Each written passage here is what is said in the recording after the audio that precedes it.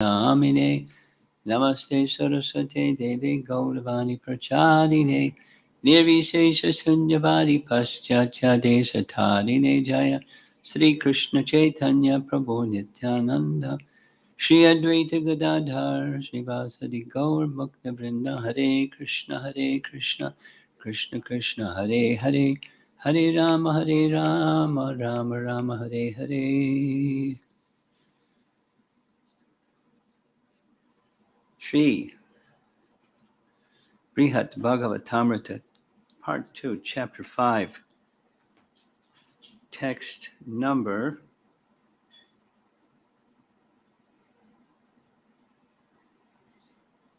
I think it's 149. The moving creatures became immobile. The inanimate beings moved. We read this. Text 150. Yes, 150. Yes. The Lord's Rasa dance discloses the most confidential essence of his godhood. It embodies the perfection of everything most dear to him. It reveals the final limit of his supremacy and sweetness.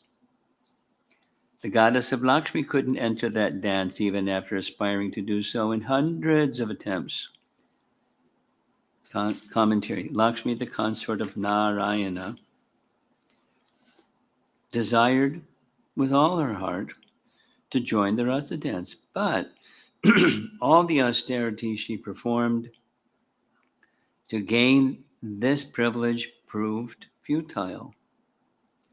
As Uddhava sings in Bhagavatam chapter 47, text 60 of Canto 10, when Lord Sri Krishna was dancing with the gopis in the Rasa Leela, the gopis were embraced by the arms of the Lord. The transcendental favor, this transcendental favor was never bestowed upon the goddess of fortune or other consorts in the spiritual world. Indeed, never was such a thing even imagined by the most beautiful girls in the heavenly planets, whose bodily luster and aroma resemble those of the lotus, and what to speak of worldly women who are very beautiful by mundane estimation, unquote.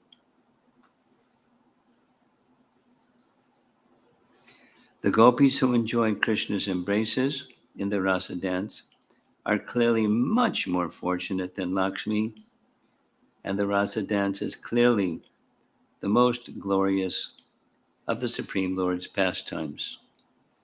151. Oh, this most sweet skill of the Lord in loving dealings. What pious mind. Hey, new bottle.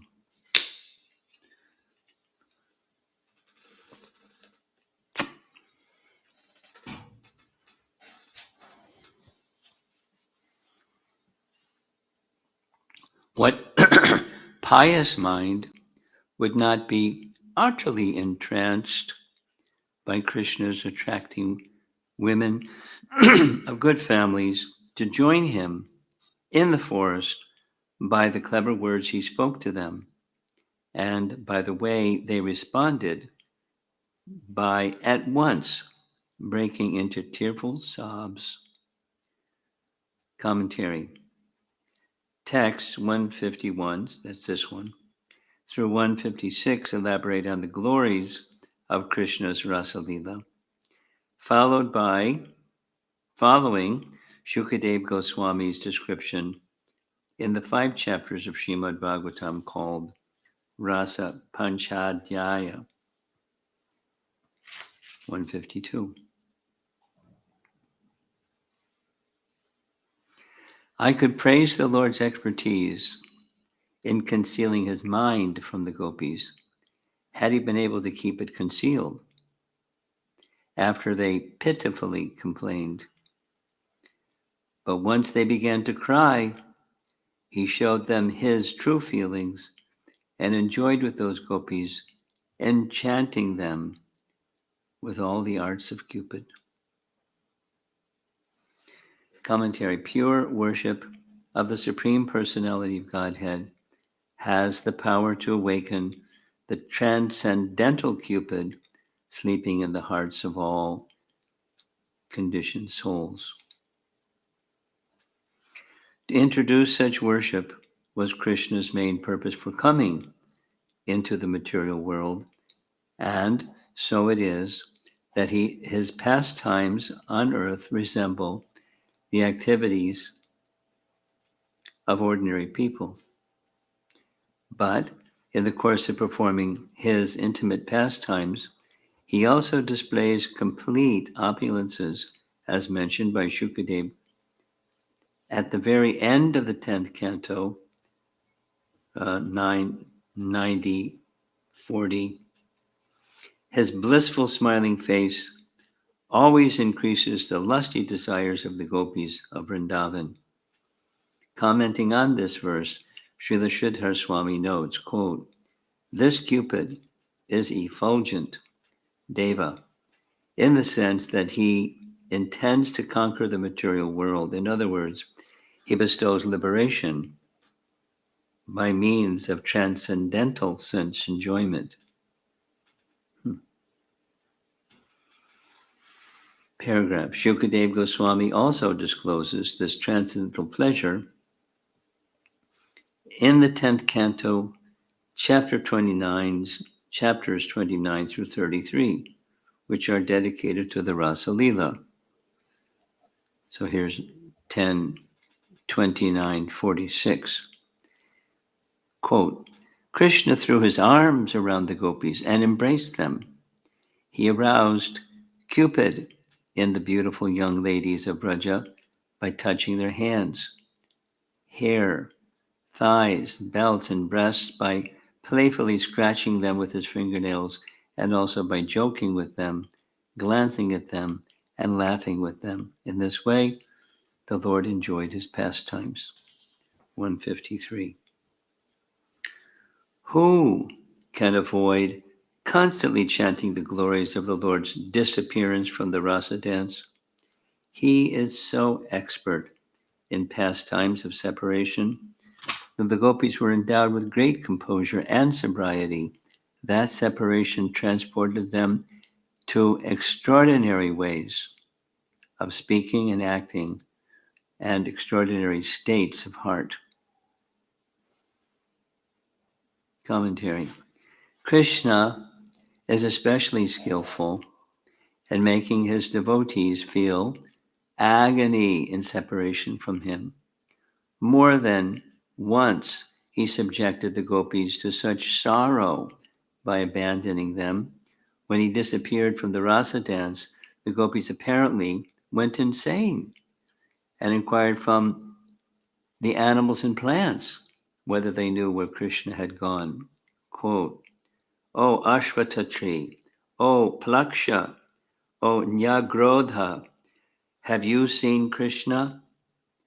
That son of Nanda Maharaj has gone away after stealing our minds with his loving smiles and glances."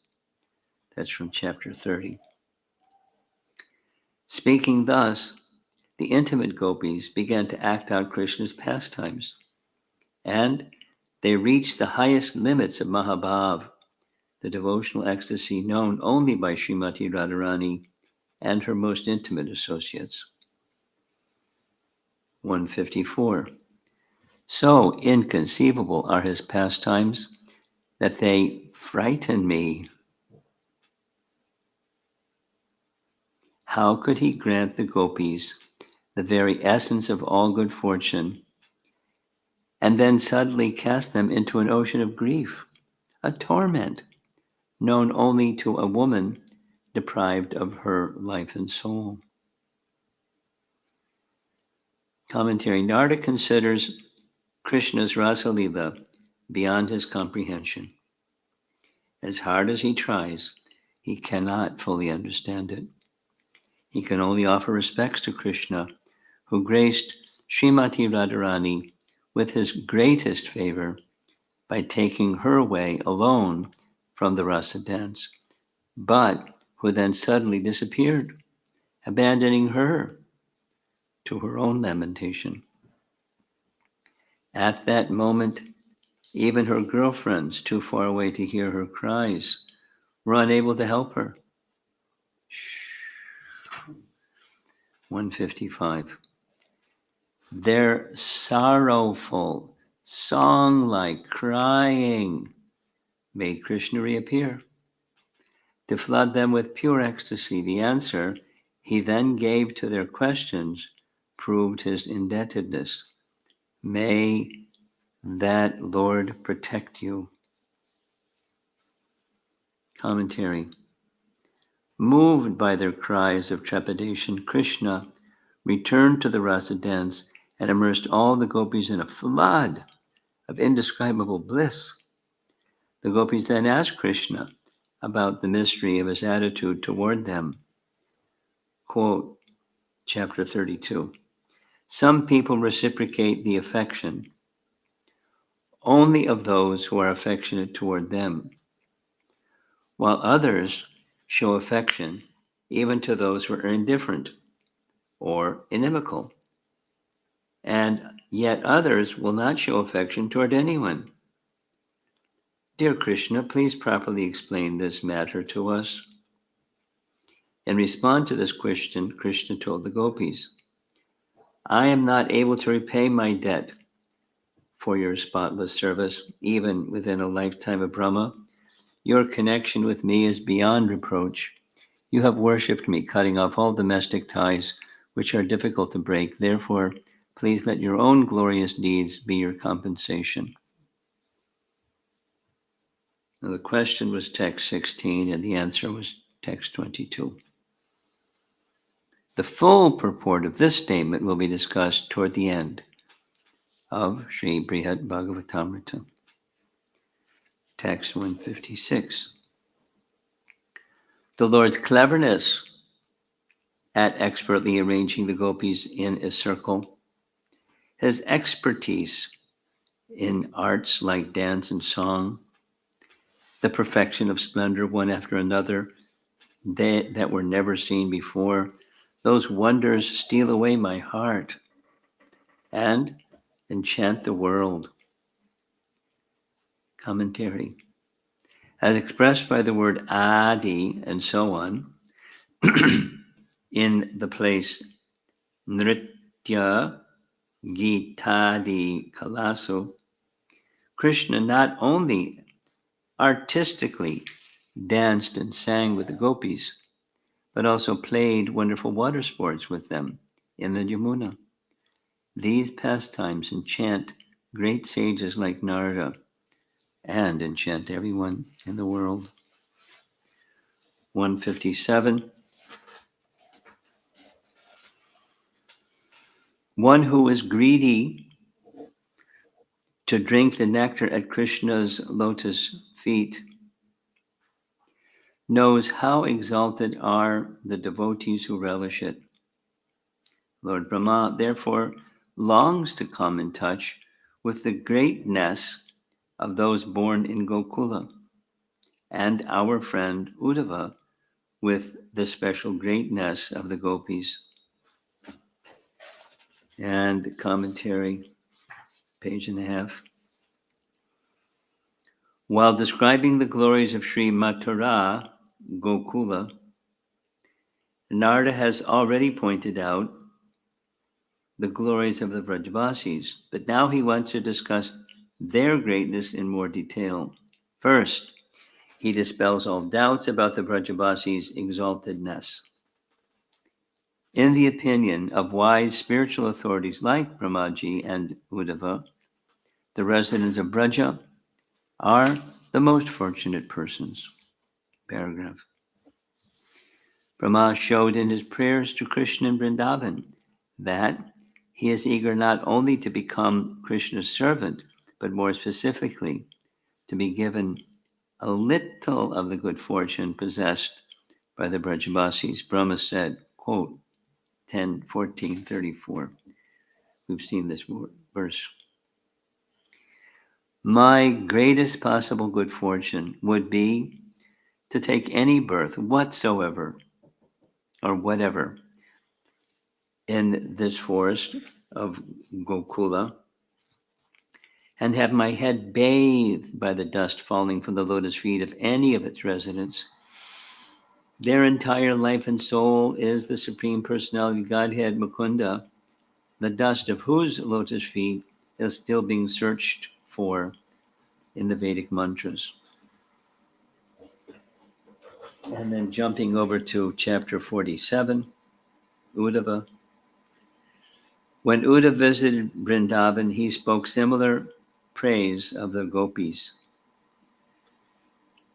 The gopis of Vrindavan, quote, have given up the association of their husbands, sons, and other family members who are very difficult to give up, and have forsaken the path of chastity to take shelter of the lotus feet of Mukunda, Krishna, which one should search for by Vedic knowledge. Oh, let me be fortunate enough to be one of the bushes, creepers, or herbs in Vrindavan, because the gopis trampled them and blessed them with the dust of their lotus feet. One should not think that Brahma's aspiration for any birth at all in Vrindavan is better than Uddhava's specific desire for a birth in which he can have on his head the dust from the gopis' feet. Brahma, after all, is the appointed ruler of the material world, and simply to become a pure servant of Krishna would be a great success for him. Uddhava, however, being already Krishna's intimate servant and friend, will be satisfied only by becoming one of Krishna's dearmost devotees. As a general rule, people desire what they lack. The prayers of both Brahma and Uddhava, each in their own way, are completely fitting. 158. Those who yearn for something understand the good luck of those who have it. So the gopis sing of the extreme good fortune of Mukunda's flute, because they too are greedy to drink the nectar of his lips. Commentary. Here Narada mentions that the gopis admired Krishna's flute because it had what they wanted. Quote from chapter 21 of Canto 10. Dear gopis, they said, what auspicious activities must the flute have performed to enjoy the nectar of Krishna's lips independently and leave only a taste for us gopis, for whom that nectar is actually meant. The forefathers of the flute, the bamboo trees, shed tears of pleasure. His mother, the river, on whose bank the bamboo was born, feels jubilation, and therefore her blooming lotus flowers are standing like hair on her body. Shui. 159.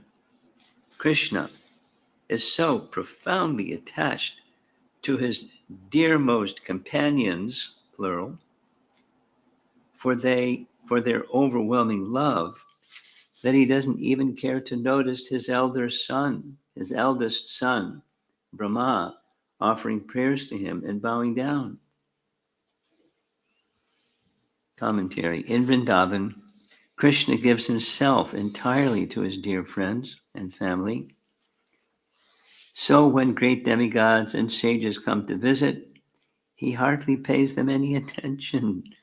After Brahma was defeated in his attempt to steal the boys and calves and humbly approached Krishna to beg forgiveness, Krishna wasn't even interested in looking at him. What to speak of acknowledging his eloquent prayers or starting a conversation with him. Later, after Indra tried to destroy Vrindavan and then came with Surabhi, cow, to apologize, Krishna chose to speak to him, but only because Indra was terrified of losing his heavenly post.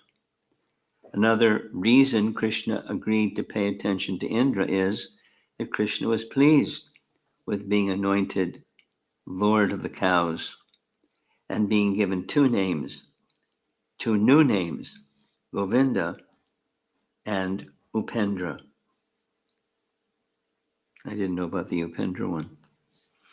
Krishna was further pleased because Surabhi, the ancestor of all cows, accompanied Indra, because the great devotee Surabhi requested Indra to forgive the penitent demigod's offenses.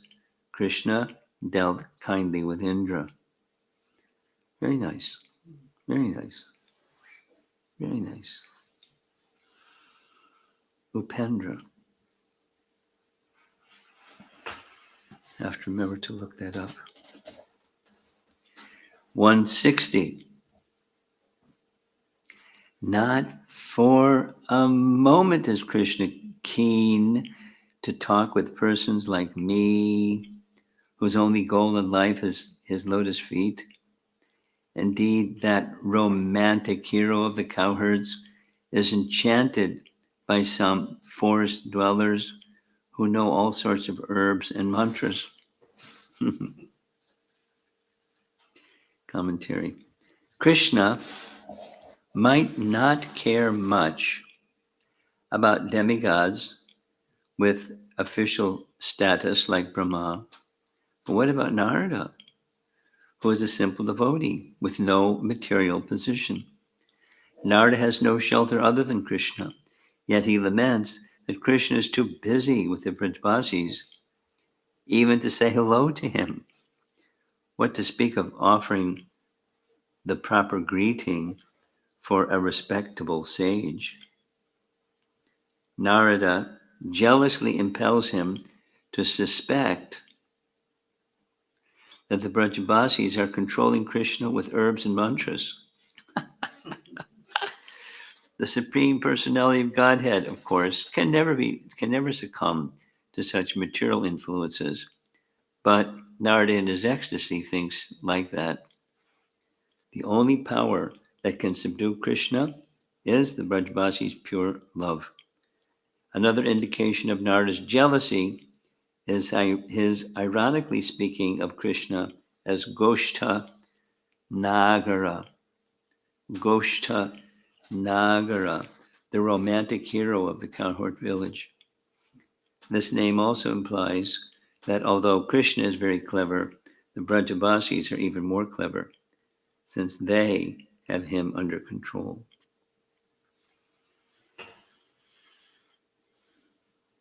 (161). But they're really enjoying, Sanatana Goswami's enjoying. Who can describe the Brajavasis' attachment to Krishna? In their pure love, they know him only as the young son of Nandagopa. And though fully blessed with that love, they spend all their time in great distress. Commentary. The previous verses have described Krishna's affection for the Brajvasis, and now we hear about their attachment for him, or to him. The residents of Braja are the greatest Vaishnavas because they are motivated only by absolutely pure love, undiluted by reverence. Such intense love shows unique symptoms that to untrained eyes appear to be signs of unhappiness. This has already been discussed in the previous chapters of Brhad Bhagavatamrta, and later it will be analyzed even more explicitly. 162.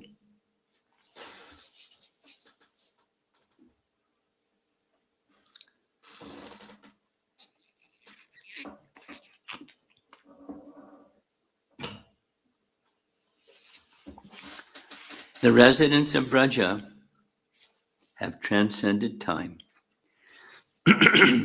For those of us blessed with the opulence of wisdom, their feet are deserving of worship in every way. Even the Yadavas here, who know the unexcelled flood of the ecstasy of Vaikuntha, worship those residents of Braja. Commentary.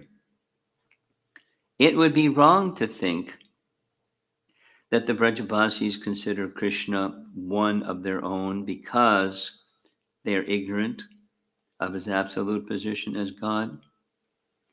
The devotees of Braja are not ignorant, nor do they ever suffer or waste time. They act as they do only because of their pure prema, for which the exalted Vaishnavas of Dwaraka, including Uddhava, hold them in the highest regard. 163. The people of Braja are not even bewildered by Krishna. The truth is that he is bewildered by them. When he forgot what he had to do for the demigods, I had to go to him myself and somehow remind him, oh, you must have some unfinished business. Commentary. After Krishna killed the demon Keshi, Narada Muni went to Vrindavan and convinced Krishna that he had to leave for Mathura to slay Kamsa and other demigods of his devotees, and other enemies of his devotees. With clever praise and arguments, Narada reminded Krishna that Krishna had promised the demigods, led by Brahma, to rid the earth of its burden of demoniac kings. Quote, this is Bhagavatam chapter 37, Canto 10, chapter 37, verses 13 and 15. You, the Creator, have now descended to earth to annihilate the Daitya Pramata and Rakshasa demons who are posing as kings, and also to protect the godly. In just 2 days, O Almighty Lord, I will see the deaths of Chanura, Mushtika, and other wrestlers, and of the elephant Kuvalyapita and King Kamsa, all by your hand. That's Narada speaking to Krishna when he visited in Vrindavan. Somehow or other, the wise Akrura, desiring to promote the welfare of the Yadus, took him from Braja to Madhupuri as if by force. Commentary. By telling Krishna about the suffering of his parents Vasudeva and Devaki, Akrura convinced him to come to Mathura.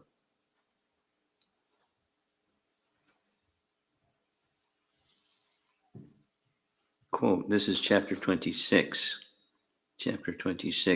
from Harivangsha.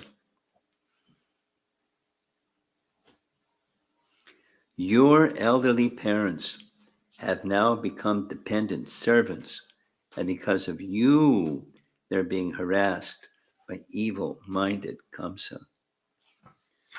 165.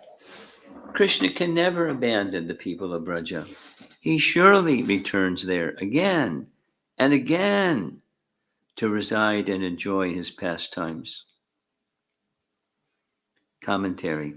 In his eternal pastimes, Krishna again and again goes to Mathura to help the Yadus, and again returns home to Vrindavan.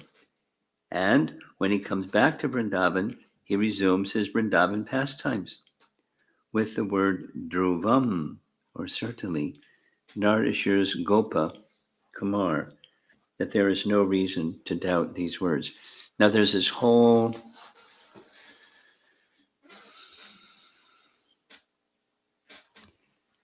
And there's this whole discussion, because I'm spending some time in going over lectures that I've given in Brahma Samhita, and text 2 of Brahma Samhita is dealing with Krishna's abode. And there's this, discussion by Bhaktisiddhanta following the commentary of Jiva Goswami that the abode of Krishna in Goloka and the abode of Krishna in this world called Gokula, they're identical, but there are some differences. And the first one that's listed is there's no demons in Goloka.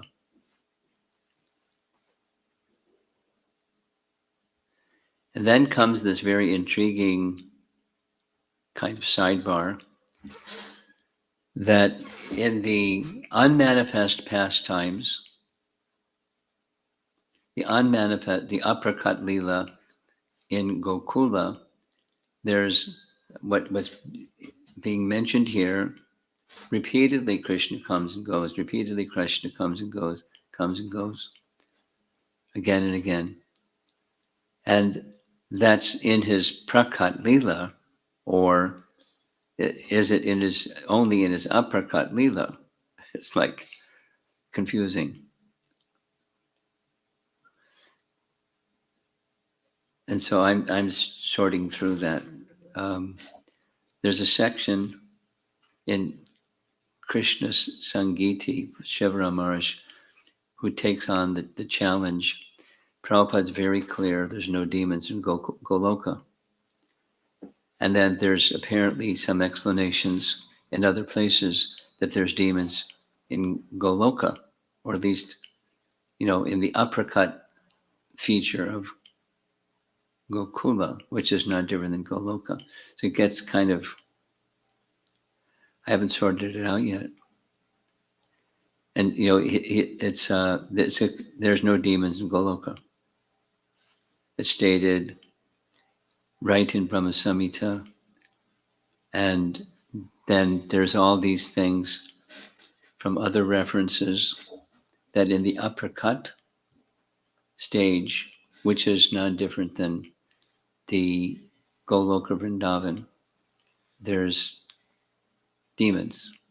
Anyway, let's see what Brhad Bhagavatamrta has to say. And I'm going to spend some more time. It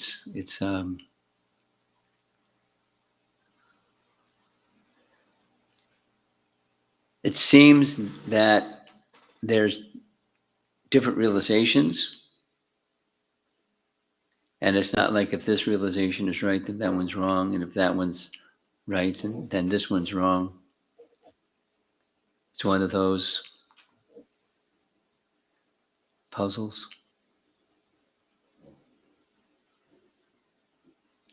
Let's see what Brhad Bhagavatamrta has to tell us. Stay tuned. Prabhupada ki jai.